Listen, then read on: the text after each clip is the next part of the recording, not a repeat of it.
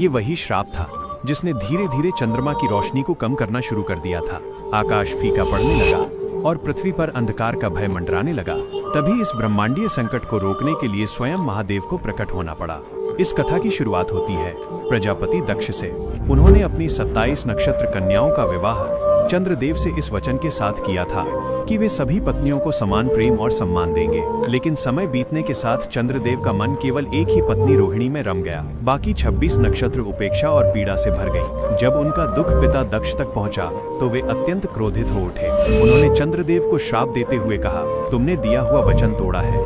अब तुम्हारा तेज, तुम्हारी कलाएं और तुम्हारी सुंदरता क्षय को प्राप्त होगी। श्राप का प्रभाव तुरंत दिखने लगा। चंद्रमा की चमक घटने लगी, धरती पर वनस्पतियां मुरझाने लगी, औषधियों का रस सूखने लगा और सृष्टि का संतुलन डगमगाने लगा।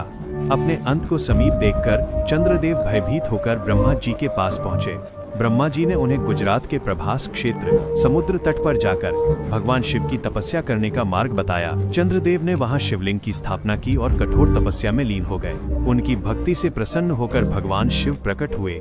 महादेव ने कहा, मैं दक्ष के श्राप को पूरी तरह समाप्त नहीं कर सकता, लेकिन उसके प्रभाव को नियंत्रित अवश्य कर सकता हूँ। शिव ने वरदान दिया, तुम कृष्ण पक्ष में 15 दिनों तक क्षीण होगे और शुक्ल पक्ष में 15 दिनों में फिर पूर्ण हो जाओगे। इसी क्षण भगवान शिव ने चंद्रमा को अपने मस्तक पर धारण किया और चंद्रशेखर कहलाए।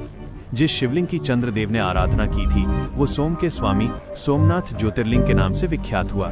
आज भी ये ज्योतिर्लिंग गुजरात के वेरावल में समुद्र तट पर अडिग और भव्य रूप में खड़ा है। लेकिन इस मंदिर का एक रहस्य और है। यहाँ स्थित बाण स्तंभ संकेत करता है कि इस स्थान से दक्षिणी ध्रुव तक समुद्र के बीच कोई भूमि नहीं आती। भगवान शिव के भक्त हैं तो कमेंट में हर हर महादेव अवश्य लिखें।